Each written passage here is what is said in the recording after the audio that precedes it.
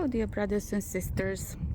In today's video I will share with you because believe it or not, you are the only one that I am sharing this revelation with, and most probably I will post this video sometimes later on. It's a little bit windy. I hope that will not disturb the sound of this video. Anyways, so today is April 16, 2025. Sometimes in the middle of March 2025, in the middle of my fasting period, because it was Ramadan in 2025, I started receiving, I would call it revelation, about what was really going on in my life behind the scenes in the last 20, even 30 years. So I just know that my life was a real struggle. There was so many really strange things happening that, normal ordinary people don't really go through this. Well, I couldn't comprehend why it's happening, what was going on, but I just kept pushing through and never gave up my faith in God. That wasn't questionable at all. I mean, anything else might have been questionable, but not really my faith in God. So I kept pushing through, and now I really got shocked by this revelation. I was thinking, oh, really? It was like I'm living in some kind of parallel world, and now I'm discovering some things about my life. And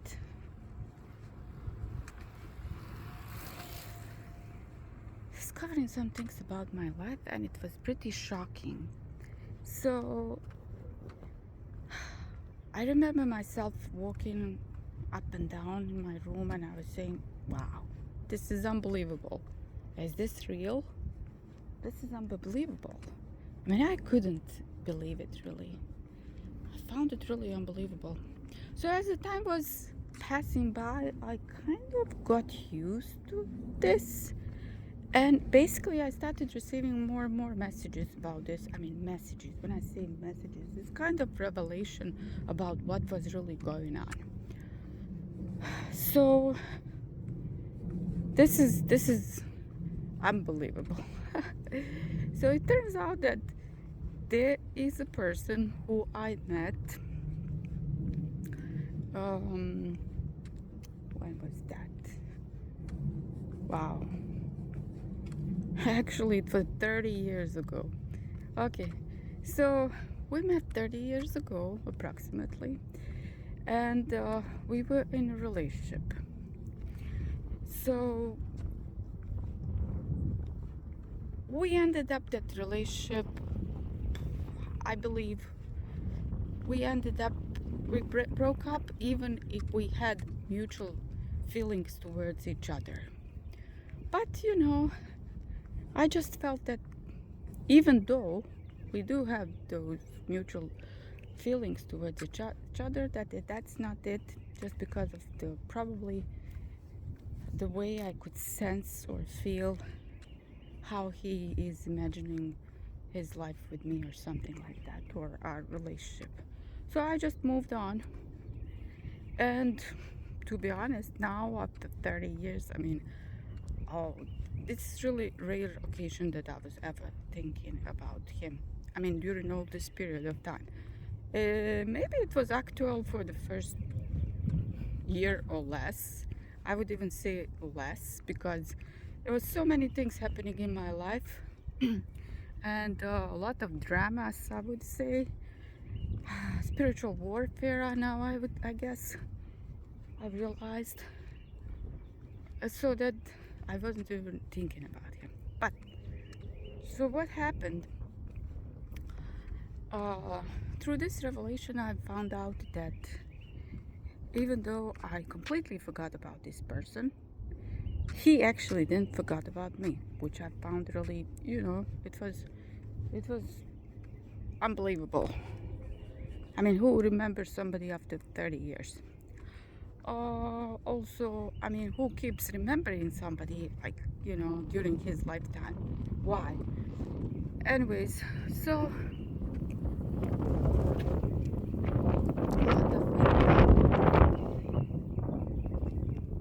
as I said, uh, this is what happened.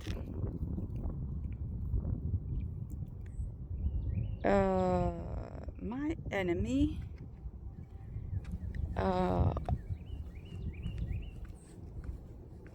was let's say abusive relationship that I for some reason unbelievably came into. It wasn't like I wasn't myself. I don't even know how that happened, and I was actually I wasn't attracted to that person at all. And actually I found him, trying to find the right word, found him pretty, I mean, like 100% unmatching to me, that's for sure. But also something else. It was his energy that I didn't really like. But anyways, for some reason, somehow we ended up together.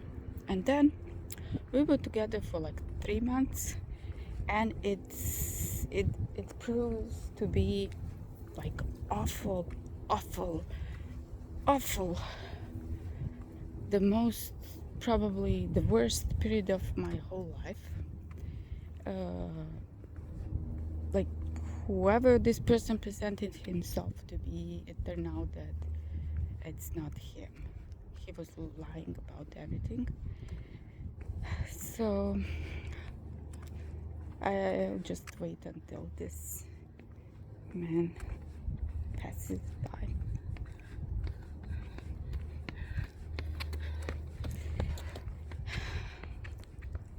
So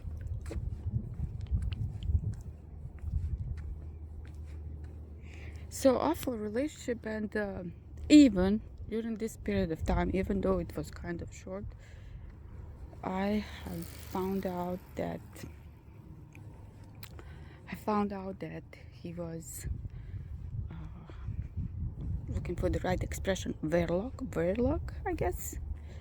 I mean, the awful, the witch man. Like the very dark, awful, dark energy. Anyways, so this person wanted to keep me with him against my own will. And the very challenging part in this story is that at that time I was divorced and in my 20s, and I had I guess at that time 4-year-old son with me. Unfortunately, he needed to go through all this with me, although I guess he wasn't aware. I still hope, pray to God that he wasn't. Anyways, so I mean, the way how I escaped, because I was followed like every step of my way, it's a God's miracle, because I couldn't do anything just by myself. Of course, I have figured out all the strategies, but I guess, probably I got the messages from my God, and he orchestrated everything in order for me to be able to escape from this situation. So I was in my home country, which is Southeast Europe, and well, I guess all the documents and everything was with him, and somehow I tricked him to go to Croatia, and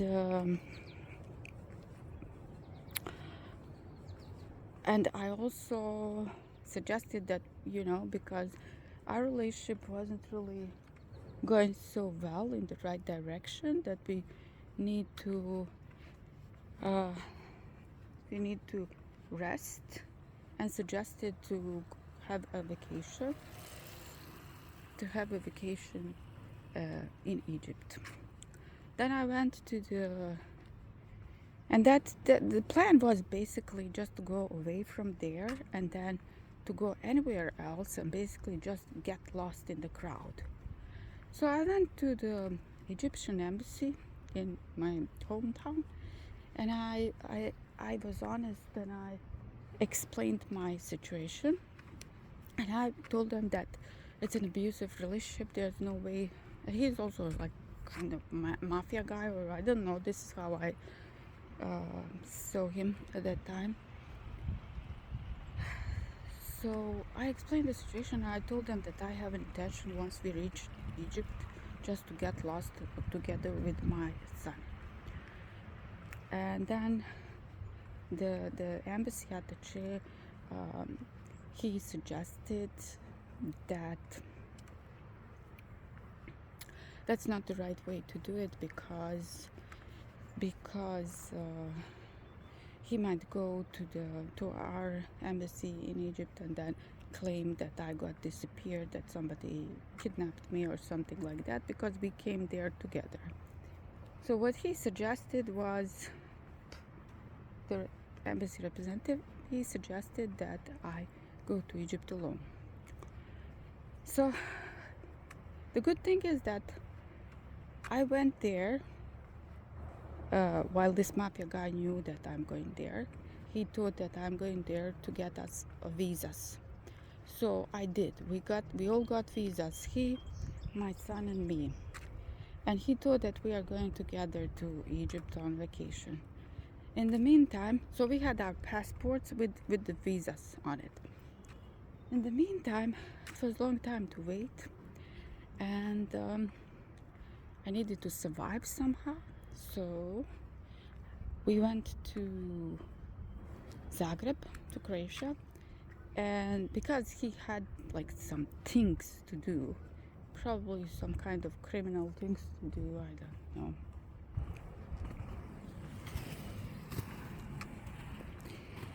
And then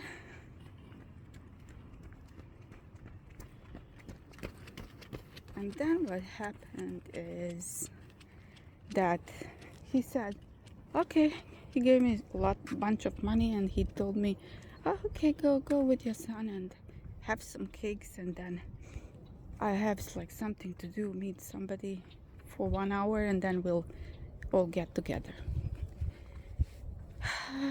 And I was already prepared.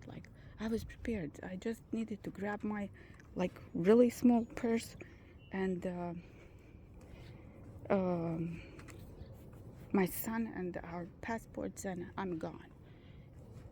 So I used that chance, this 1 hour chance, and I remember because the hotel was like maybe 10 minutes away from the bus station.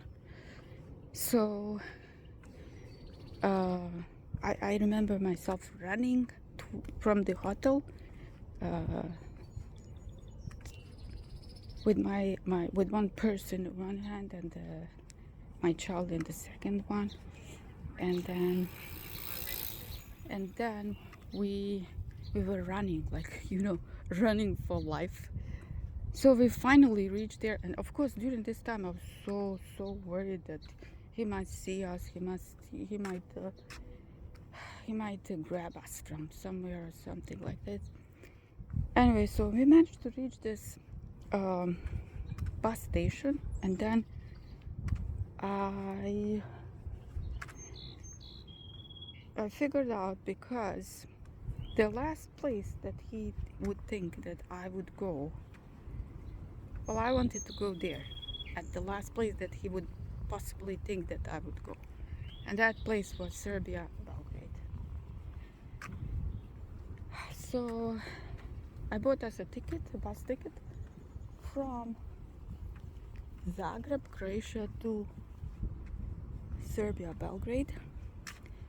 And I remember while we were in the bus, we finally sat in. Oh, while we were still at the train station. Oh, not the bus station. I started receiving messages from him. Oh my God, that was so scary. But I was kept declining his calls. It was like hundreds of calls and hundreds of messages. Kept declining his calls, and I sent him a message that I am leaving and not to look for me. And then finally, I switched off my phone, and it was like, oh, so tense when I was waiting for that bus, because we needed to wait. I cannot remember clearly, but probably half an hour. For 1 hour we needed to wait for, no, not really 1 hour, probably half an hour or maybe less for that bus. And then finally we went inside of the bus, and I remember that, those small curtains, I pulled them and pulled them on, and I was actually peeking through them, through the window, and all scared, really scared, like scared for our lives, basically. And finally, we started moving. Oh my God! Of course, I didn't feel relieved yet, but I felt better. But I felt like a fugitive. If you ever watched that movie with Harrison Ford, Fugitive movie, I mean, it's something like that. And if you ever watched the movie Sleeping with the Enemy by Julia Roberts, that's how the relationship was between us. Anyways, so we we we were on our way to Belgrade, and the trip lasted, I cannot remember clearly, but probably at least, I mean, from 4 to 6 hours drive. And we finally reached there. We didn't even know. I mean, I didn't have any hotel booked or anything, and it was at the time when internet was just appearing in the market. So it's not like you have everything on your phone. No GPS, nothing. So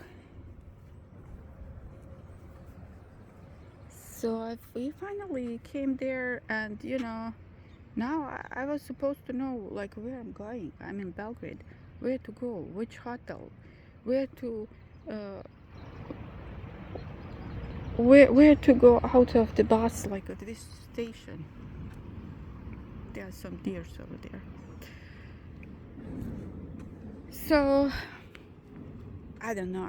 I said to myself, okay, because of the safety issue, like overall general safety issue, and it was kind of getting dark, it's the best uh,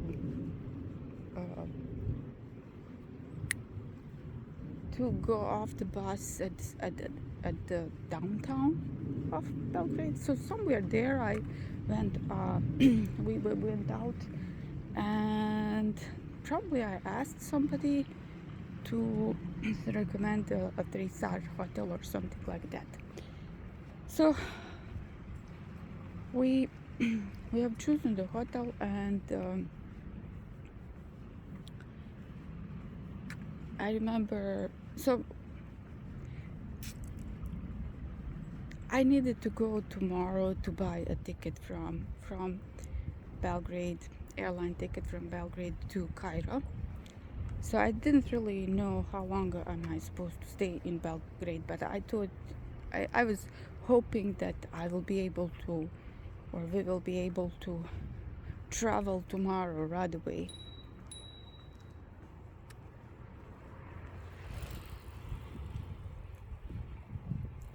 I remember it was March, I believe. March.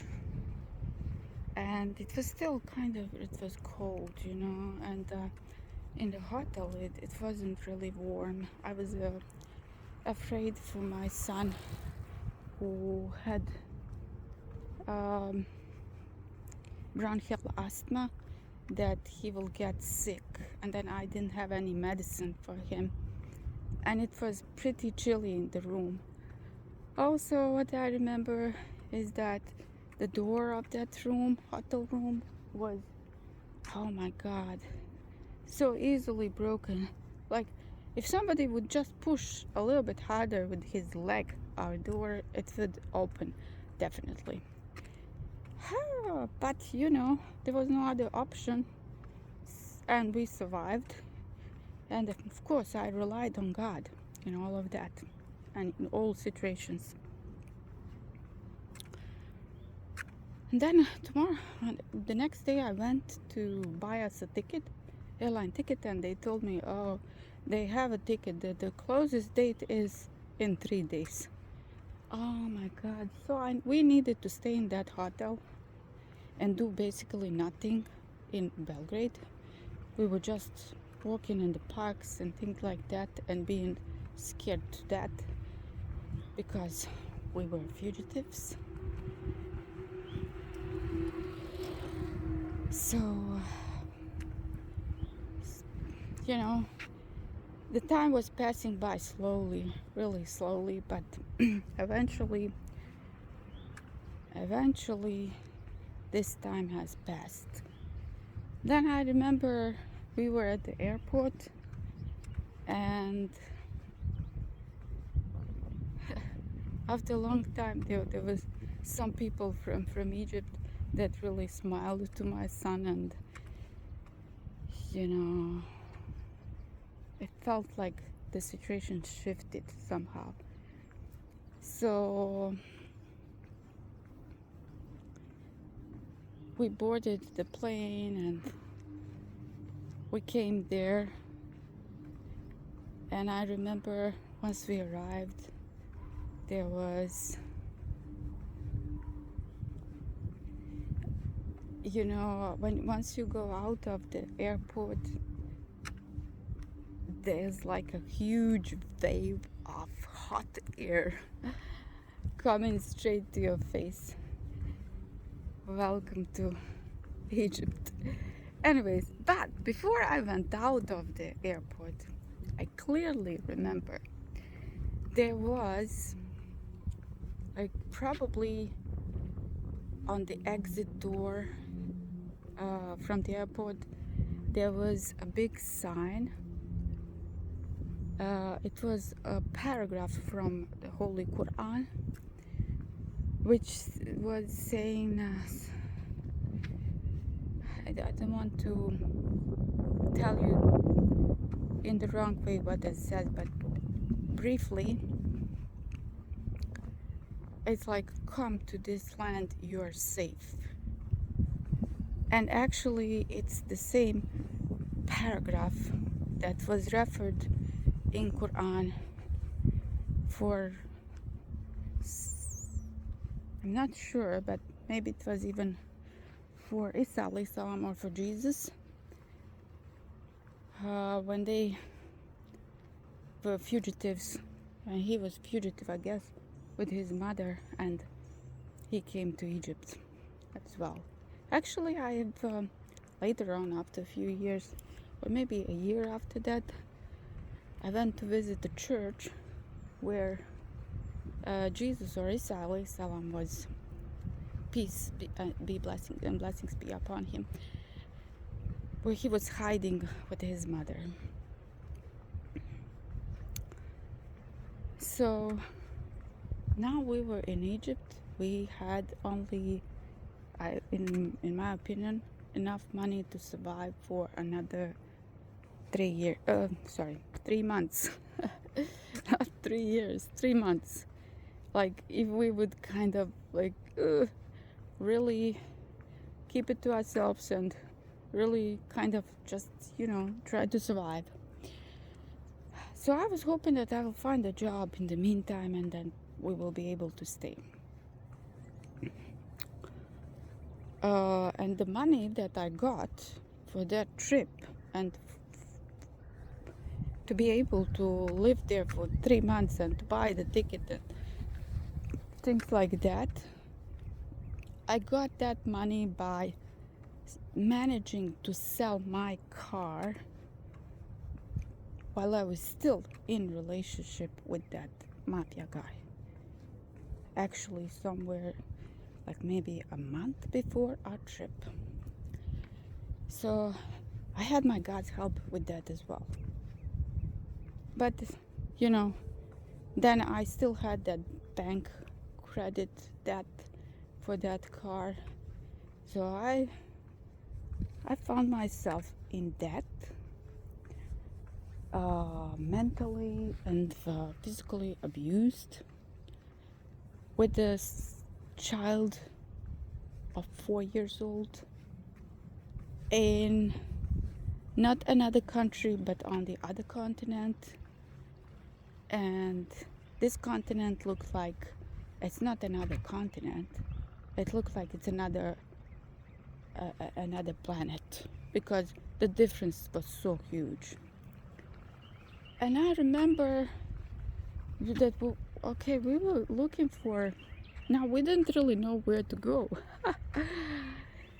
So where to go? I need accommodation just to sleep over, and then I'll figure out what to do next.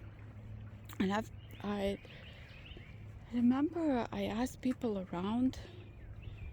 I came to downtown of Cairo, and I was asking people around, where is the nearest hotel, and some of them, they didn't know English, but there was like a young couple, really young, and I asked them whether they can tell me where I can find the nearest hotel. And they tried to explain to me. They were speaking English. They tried to explain to me, but I was kind of pretending that I understand, but it was difficult, really, you know. It's just like I really felt like God took me from one place and positioned me to another place. So I was still under shock, of course, but because I was still under this adrenaline, I guess, because I was escaping that danger, then my brain was really working like 100 miles per hour. So they could, yeah, probably they felt sorry because I had the child with me, and people in Egypt are really very friendly people, and they told me, "Oh, come on, you just follow us." So I just followed those two young people, and they brought me all the way. Like I just needed to follow them, and we came to the hotel. Unbelievable, very kind people. At least people were kind there, so that was a relief. So I remember we went to that hotel, and what happened next? In the middle of the night, my son, I don't know, was he screaming or was he making some noise or something like that. Then I approached him, and I could see that he was staring, like with his look was staring, like he's not awake, or you couldn't tell. It's like he's asleep, but his eyes are open, and it's like he's staring at something. So I started, and it was like he was frozen. So I started praying. I started praying over him, and it was just gone. It was gone. Next day, or I don't know, the day or two after that, we woke up. My son was all covered in red dots. Oh my God. It was terrifying. I didn't know what's going on. He's all covered by red dots all over his body. So I needed to take him to the doctor. And of course, I have no idea where the doctor is. So I just got ready and got my son ready, and we started moving.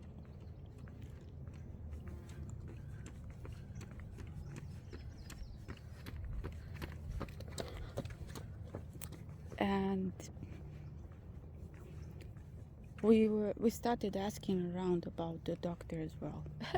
And this is when I met one young man, who was so kind to show us the doctor and really explain how things work, and he was really very, very kind.